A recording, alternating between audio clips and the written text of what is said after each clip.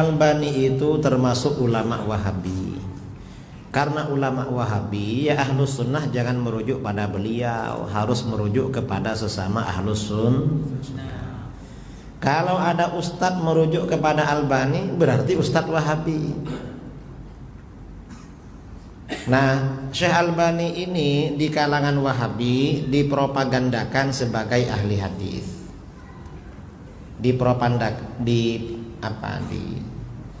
Dibangun image ya, diviralkan atau apa? Kalau istilah sekarang diviralkan. Mengapa? Karena di kalangan Wahabi tidak ada ahli hadis. Dan Syekh Albani ini belajar hadis tidak kepada guru, tetapi secara otodidak. Karena secara otodidak belajar sendiri, maka kitab-kitabnya Syekh Albani antara yang satu dengan yang lain itu kacau. Dalam kitab ini bilang hadis ini sahih, kitab satunya bilang dhaif.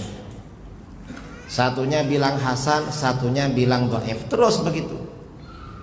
Yang kedua, karena beliau memang orang Wahabi, maka di dalam menghukumi hadis dipengaruhi oleh akidah Wahabinya.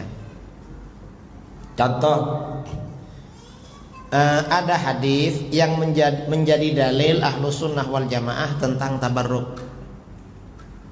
Kita kalau sakit kadang bawa air ya kepada ulama, minta dibacakan Al-Quran atau apa,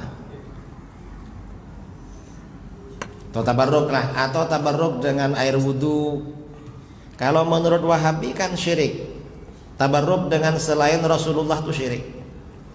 Nah, di dalam kitab-kitab hadis itu ada hadisnya hasan atau sahih, riwayat Imam At-Tabrani, Imam Al-Baihaqi, Abu Nuaim.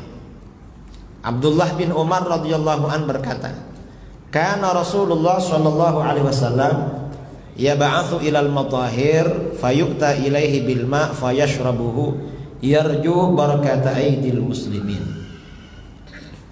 Rasulullah sallallahu alaihi wasallam selalu menyuruh orang mengambil air dari tempat-tempat wudu.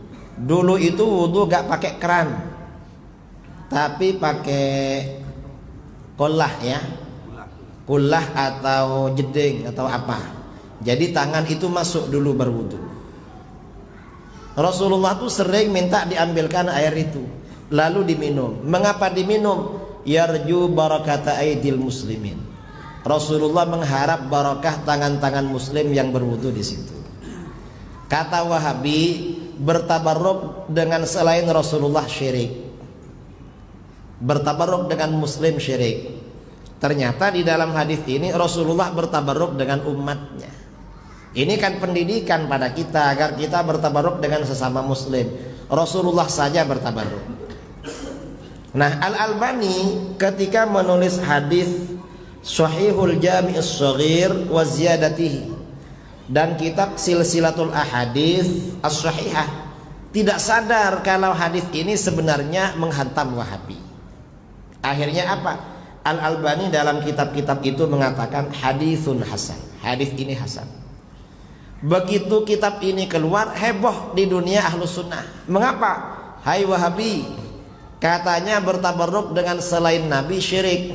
Ini hadisnya, guru Anda mengatakan hadisnya hasan. Kalau Anda mengatakan syirik, berarti guru Anda syirik. Kalau Anda mengatakan syirik, berarti Rasulullah syirik. Ini hadisnya hasan. Orang-orang Wahabi datang pada Albani, "Syekh, ini gimana ini? Kita ini kan tabarruk begini kan syirik." Terus Syekh dalam kitabnya hadisnya bilang hasan. Loh, kitab yang mana? Lah ini. Al-Albani itu gak hafal sama kitabnya sendiri,